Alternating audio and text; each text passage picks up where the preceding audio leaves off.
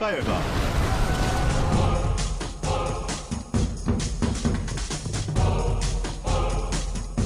Alright, hey guys, what's up? My name is Evan. Hopefully you guys are doing well, and today Supercell just released their next sneak peek regarding the new hero called the Grand Warden. So just to recap what we've seen so far. So we've seen the Grand Warden on offense. You can set him to air, you can set him to ground in your village, and then you can take him on offense with you.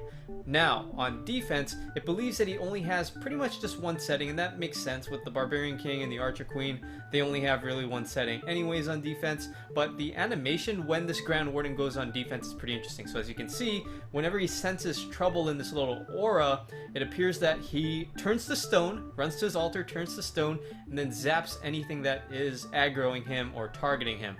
Kind of a little bit different from the Barbarian King and the Archer Queen, because they pretty much find, they don't have to have a unit targeting them. They just basically go on the offense whoever is in their range. But here's some sort of warden on warden type of action. The golem and the warden take down the other warden, and that's it for this raid. So I'll show you one more in terms of an air raid versus the warden on defense. Let's go ahead and find out what happens.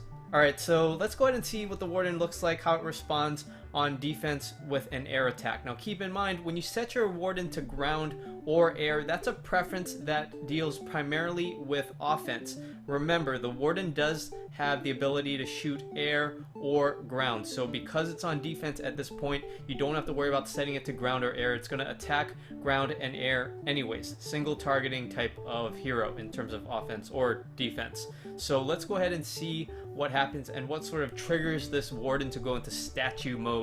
And it'll always go into statue mode based on these replays if it senses trouble within that little aura. So you drop that earthquake spell and you see the warden already goes to statue mode right there. Now with the lightning spells taking out that air defense, again, the warden is still pretty much frozen in statue mode. I believe he has sort of that ring, that aura area, and don't quote me on this yet. I'll comment down below if I need to change this, but that aura will also affect those heroes on defense. So that actually might be pretty interesting, where you place your clan castle, where you place your other surrounding heroes, because I believe that passive ability is always on regardless of offense or defense. But again, if I have to revise this statement, I'll go ahead and comment that down below. So let's just go ahead and watch this replay. Again, you can kind of zoom in and see the warden on defense basically trying to zap any type of dragon or any type of aggro that comes its way. There's the warden on offense actually activating that ability, that active ability, the Eternal Tome, making anything invincible within that radius for a few seconds or so.